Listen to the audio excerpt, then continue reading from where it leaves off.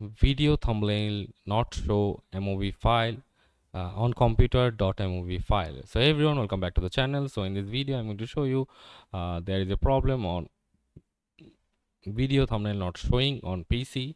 So for the solution, you can install a codec pack. Windows may not natively support .mov thumbnail rendering, especially with newer codecs. So you can install a codec pack like Klite codec pack, which includes the necessary codes for .mov files and thumbnail generation. You can also clear thumbnail cache, like corrupted or outdated thumbnail cache can prevent thumbnails from displaying.